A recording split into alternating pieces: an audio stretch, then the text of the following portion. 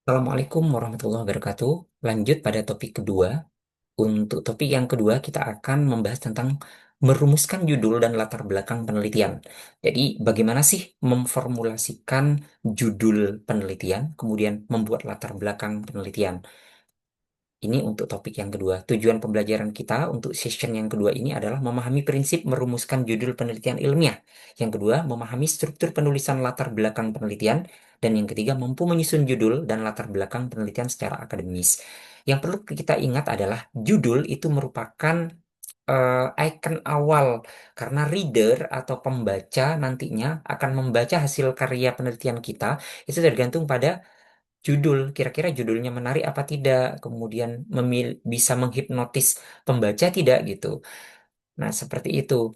Terus selanjutnya yang tidak kalah penting dari judul adalah latar belakang penelitian. Karena yang dibaca biasanya oleh reader atau mungkin penguji gitu ya ketika skripsi atau reviewer gitu, itu biasanya yang dilihat adalah latar belakang. Karena latar belakang itu akan terlihat kira-kira masalahnya apa, novelty-nya apa, gap research-nya apa gitu. Sekiranya penelitian ini perlu dilakukan, kira-kira itu nanti terpotret dari adanya latar belakang. Jadi dalam latar belakang harus jelas gitu masalahnya apa, kebaruannya apa, atau novelty-nya apa, penelitian ini dilakukan seperti itu.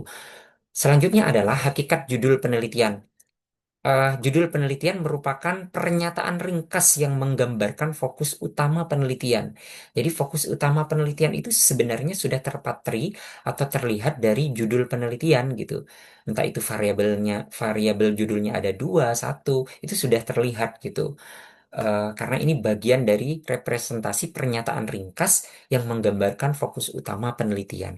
Kemudian karakteristik judul penelitian yang baik itu yang pertama spesifik dan jelas. Jadi judulnya itu tidak bombastik, tidak terlalu melangit, dia spesifik, terukur, dan memang jelas gitu. Dibaca itu sudah enak, menarik gitu.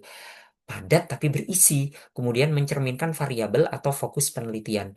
Jadi, oh variabelnya seperti ini, kira-kira fokus penelitian seperti apa nantinya, itu sudah terbaca, sudah terlihat pada judul yang diangkat. Judul penelitian yang diangkat. Kemudian, judul tersebut juga menunjukkan subjek dan konteks penelitian. Subjeknya sudah harus tampak gitu ya. Kira-kira nanti di penelitiannya dilakukan ke ini ke siapa gitu. Kayak misalkan apakah di anak MTS, siswa MTS, SMP atau yang lain gitu. Nah, itu sudah tampak. Terus konteks penelitiannya di mana? Terus membincang konteks ya berarti memang sudah harus muncul ini kira-kira di SMP mana, kemudian kira-kira ada masalah apa itu sudah tampak gitu ya. Dari judul sudah kelihatan. Kemudian menggunakan bahasa ilmiah dan ringkas. Jadi karena ini memang lebih kepada penelitian, maka diorientasikan judul tersebut harus menggunakan bahasa yang ilmiah dan ringkas tapi jelas seperti itu. Kemudian eh, komponen dari komponen dari judul penelitian itu yang pertama unsurnya adalah variabel atau fokus penelitian. Jadi harus memuat variabel dan fokus penelitian. Contohnya tadi kan ada pengembangan media stop bullying eh, pada mata pelajaran PKN misalkan.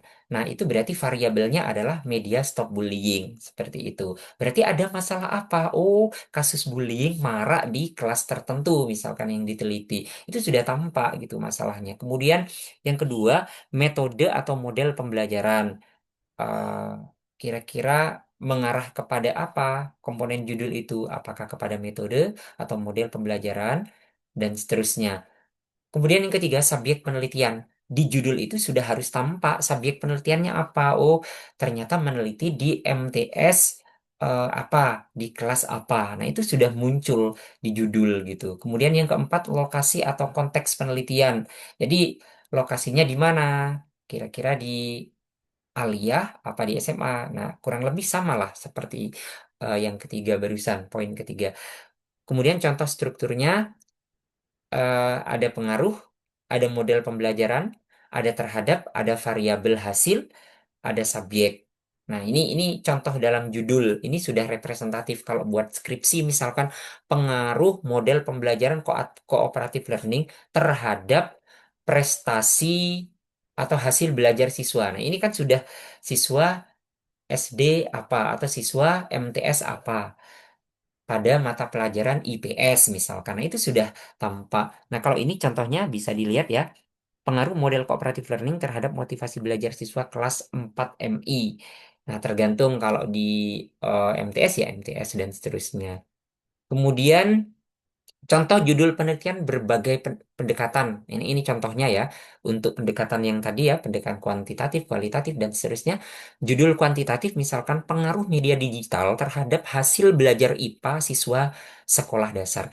Jadi di situ kata kuncinya biasanya ada hubungan, kemudian pengaruh, dampak, implikasi dan seterusnya. Itu ada hubungan antar variabel X dan Y. Variabel X-nya apa?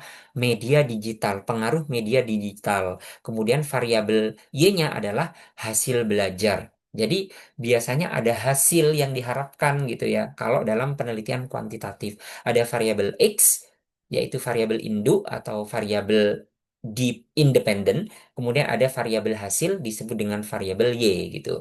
Kemudian judul kualitatif contohnya adalah strategi guru dalam meningkatkan kepercayaan diri siswa pada pembelajaran bahasa Inggris. Nah, ini berarti lebih menguraikan, mendeskripsikan, mengilustrasikan strategi apa yang digunakan guru untuk meningkatkan kepercayaan diri siswa.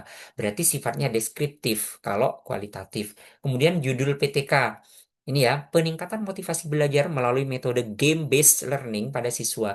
Jadi ada upaya meningkatkan motivasi melalui apa? Metode game-based learning. Berarti ada masalah motivasi belajarnya siswa kurang, maka diperlukanlah penerapan metode game-based learning. Ini PTK. Kemudian contoh judul R&D, pengembangan media board game pendidikan karakter pada siswa sekolah dasar.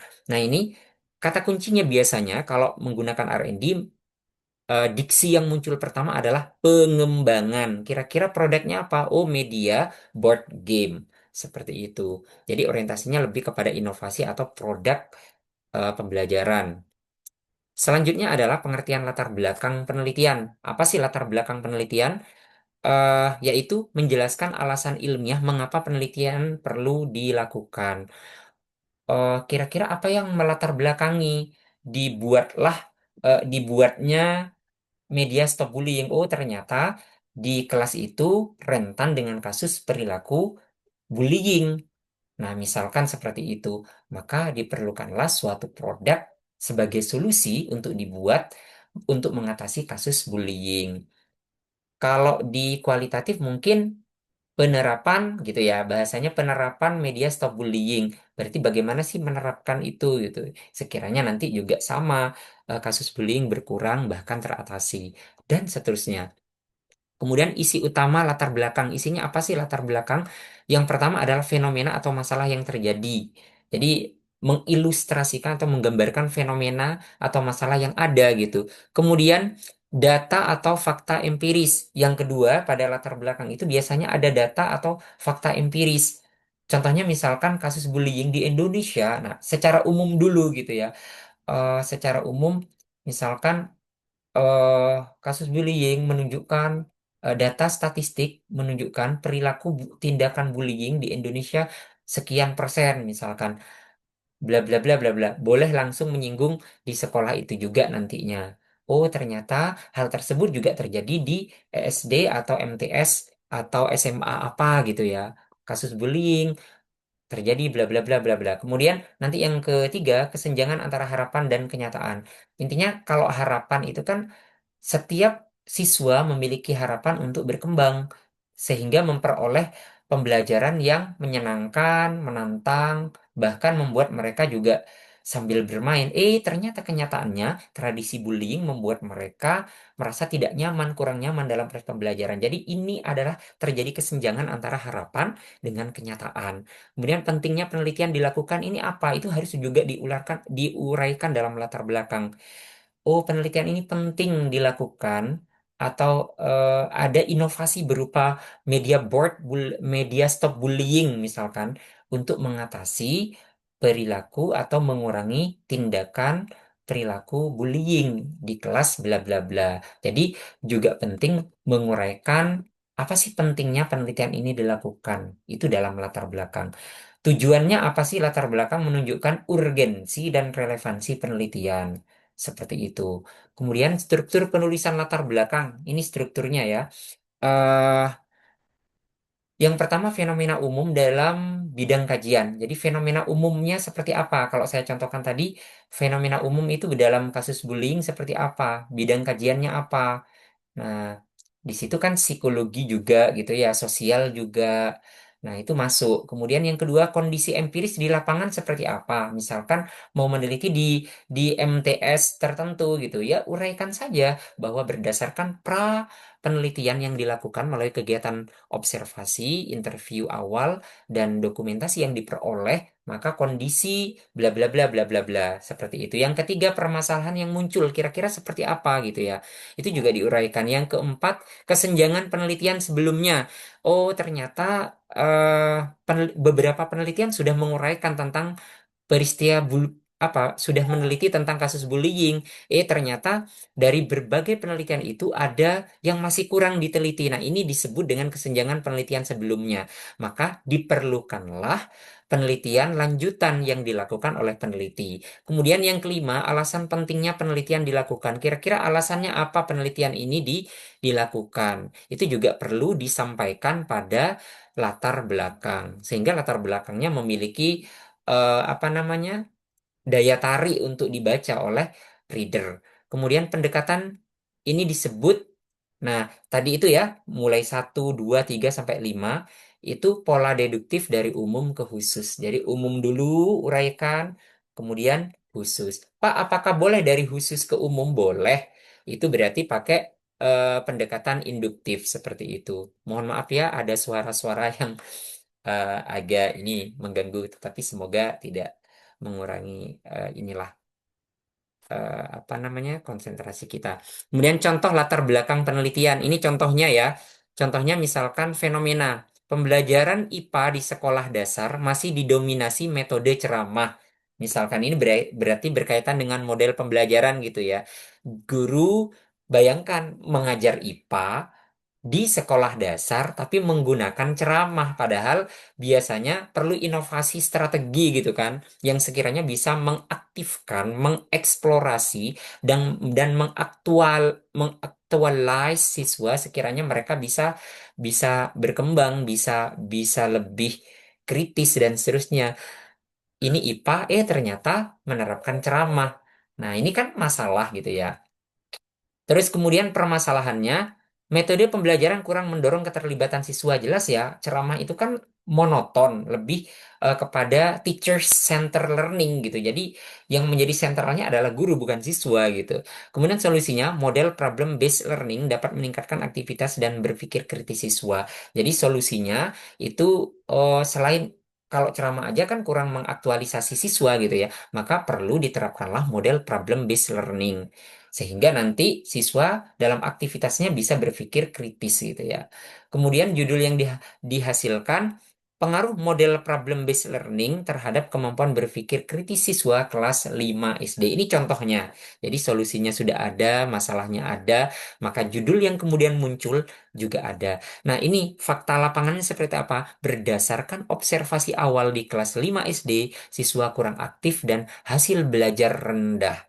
Makanya diperlukanlah solusi dengan munculnya judul yang dihasilkan tadi, yaitu pengaruh model problem based learning terhadap kemampuan berpikir kritis siswa kelas 5 SD.